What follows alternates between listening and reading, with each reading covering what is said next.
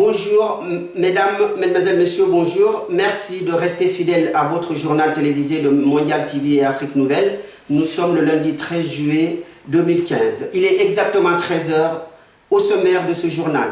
Nous avons le colloque APC Afrique, Association Paix, Culture et Développement en Afrique. Le thème, la diaspora africaine face aux enjeux du processus électoral du continent. Le convoi du président de la République du Congo-Brazzaville, Denis Sassou Nguesso, a été bloqué par les combattants de ce pays en France. Le président Barack Obama effectuera une tournée en Afrique de l'Est, visite qui le conduira au Kenya et en Éthiopie. Les activistes du RCK viennent d'achever une grande et longue marche à travers l'Île-de-France. À ce sujet, nous recevons le président du RCK, M. Martin Sali. À ce sujet, nous recevons le président du RCK, M. Martin Sali. Bonjour, Monsieur le Président. Bonjour, messieurs les journalistes. Le colloque APC Afrique, Association Paix, Culture et Développement en Afrique, tiendra un colloque le samedi 25 juillet 2015 au Palais de Luxembourg. De nombreux participants prendront part à ce colloque, dont l'ancien ministre français Olivier Stirn, le jeune président de l'ACP Afrique, l'Ivoirien Lassine Bamba et ses camarades s'activent pour la réussite de ce colloque. Bien sûr, la presse africaine sera au rendez-vous. Le convoi du président Denis Sassou Nguesso a été bloqué lors de sa visite du 7 juillet en France par les combattants de ce pays. Durant plusieurs heures, le président congolais est resté dans sa voiture. Il a fallu l'intervention des forces de l'ordre pour dégager les manifestants. 2 combattants ont été arrêtés. Le président congolais est retourné chez lui avec de grosses frayeurs. Barack Obama entame une visite en Éthiopie et au Kenya fin juillet pour évoquer le terrorisme et l'économie avec les dirigeants de ces pays. Le président Obama rencontrera le Premier ministre éthiopien et prononcera un discours au siège de l'Union européenne. Le RCK et le collectif L'Afrique qui se mobilise pour sa souveraineté ont organisé la marche internationale de 10 jours à travers l'Île-de-France pour dénoncer les viols massifs en RDC Congo et contre toute violence faite aux femmes dans le monde du 19 au 30 juin dernier. Une marche qui a eu beaucoup de succès auprès des populations des communes traversées.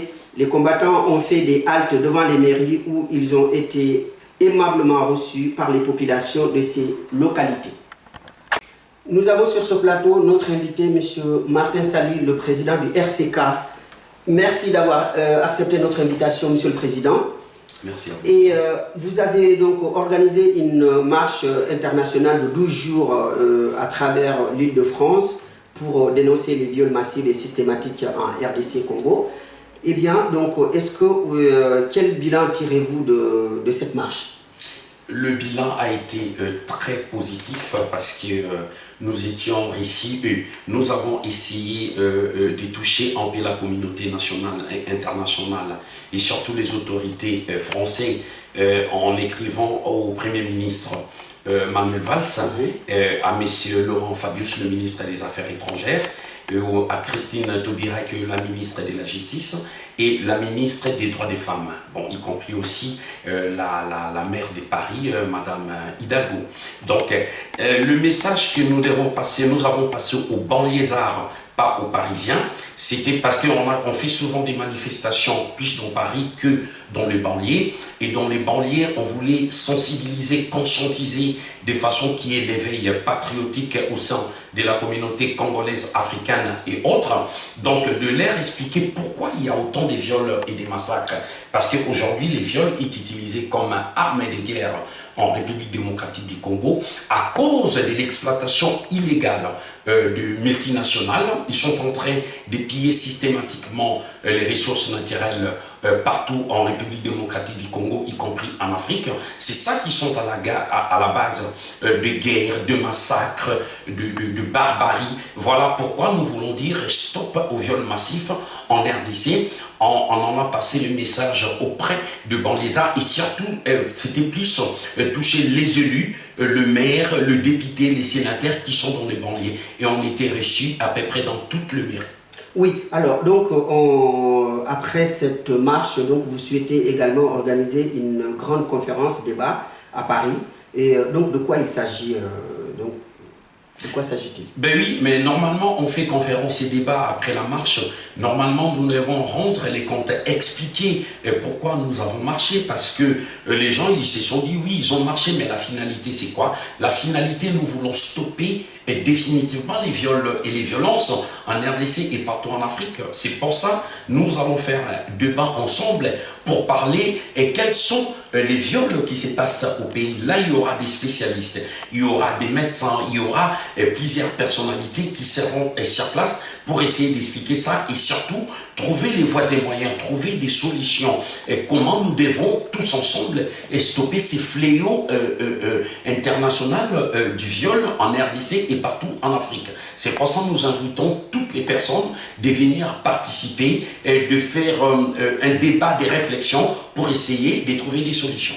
En tant qu'observateur donc de la vie politique de votre pays, le Congo, donc l'actualité est dominée en ce moment par la convocation du dialogue national par le président Kabila et il invite les forces vives de la nation. Qu'en pensez-vous de ce dialogue? Je dis un imposteur, l'usurpateur Joseph Kabila, qui a la tête de notre pays, la République démocratique du Congo. Nous ne reconnaissons pas, nous ne légitimons pas son pouvoir. Aujourd'hui, il veut convoquer un dialogue pour essayer de parler au peuple congolais. Il a essayé de faire tous les moyens possibles pour le glissement encore de son mandat. Aujourd'hui, les peuples congolais en ont marre. Il ne faut pas que Kabila puisse briguer son troisième mandat. Il avait essayé de toucher la constitution, essayé de toucher la loi électorale. Il a tout essayé. Les peuples congolais ont dit non. Aujourd'hui, nous attendons la fin de son soi-disant mandat, parce que comme il avait pris le pouvoir par la force, donc normalement, on attend qu'il parte. Mais si à la fin de son soi-disant mandat, il ne veut pas partir, le peuple sont obligés de se soulever. Et là, nous optons plus avec les soulèvements populaires pour faire partir Kabila. Tout ce qui est dialogue, nous n'en voulons pas. Oui, alors donc concernant donc votre démêlé, les combattants, je veux dire avec l'ambassadeur du Congo en France, et donc vous êtes en jugement avec lui, donc en ce moment quel est donc le résultat de cette affaire? Mais le résultat de l'affaire, parce que c'est l'opération Ketchup que nous avons fait, parce qu'à cause de la découverte du charnier de Maluku, il y avait plus de 450 corps qui étaient découverts à Kinshasa. Mais là, c'était à Kinshasa, sur l'ensemble de la République, il y a eu des milliers de corps qu'ils ont découverts. Et nous, tant qu'activistes, nous étions partis à l'ambassade pour réclamer ou demander des comptes à l'ambassadeur Ileka.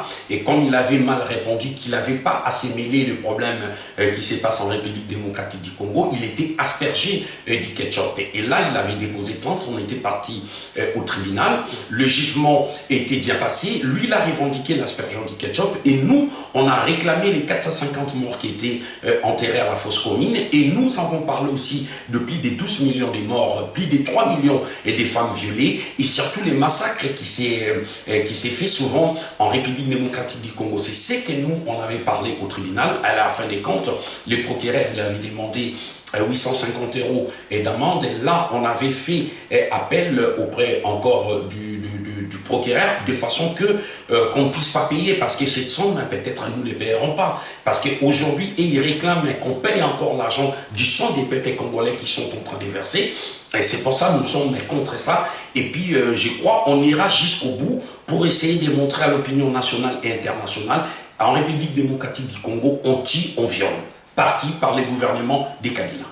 Oui, alors donc je voulais aussi vous poser cette question parce que nous, les gens de l'Afrique de l'Ouest, parce que Mondial TV est regardé partout, et donc pour leur expliquer ce que c'est qu'un combattant, parce qu'ils souhaiteraient savoir en effet la notion de combattant, donc qui est développée vers chez vous. Oui, un combattant, c'est une personne qui combat une cause. C'est un guerrier, c'est un soldat. C'est un gendarme, on nous appelle aussi les garants de la République, nous sommes les activistes. C'est toute personne qui défend une cause qui est juste et qui se bat pour l'intérêt du peuple, qui se bat Parce qu'aujourd'hui, quand on fait des activités, on fait des marches, on fait des sit-ins, on fait des actions pacifiques, des fois des actions musclées pour essayer de mettre la pression, parce que nous sommes aussi un mouvement de pression. À partir de la pression, on nous appelle des combattants. Nous sommes là pour essayer de serrer tous les dictateurs qui sont pas seulement en République démocratique du Congo, un peu partout en Afrique. Donc, à chacun de leur passage à Paris, les dirigeants, donc vous êtes au courant, vous les harcelez pour qu'ils rendent compte au peuple. Mais pas harceler, on passe juste, on met la pression. C'est comme Denis Sassou Nguesso, il était venu ici. Nous étions solidaires avec les Congolais de Brazzaville. On avait fait des actions pacifiques, musclées, mais on avait organisé une grande manifestation contre Sassou Nguesso. Et j'ai dit bravo aux Congolais de Brazzaville, les résistants combattants. Ils ont montré leur bravoure, leur détermination. Ils avaient barré la route à Sassou Nguesso. Il est parti avec la honte.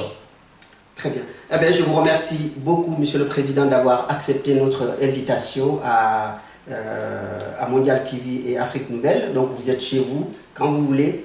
Et nous, quant à nous et téléspectateurs... C'est moi qui vous remercie de m'avoir reçu. Merci beaucoup. Et donc, nous vous remercions d'avoir suivi ce journal. À la présentation, donc, Karasoli, derrière la caméra, William James Etoutou, à la réalisation, William Etoutou. Et nous vous souhaitons une excellente journée et à la prochaine sur Mondial TV Afrique Nouvelle.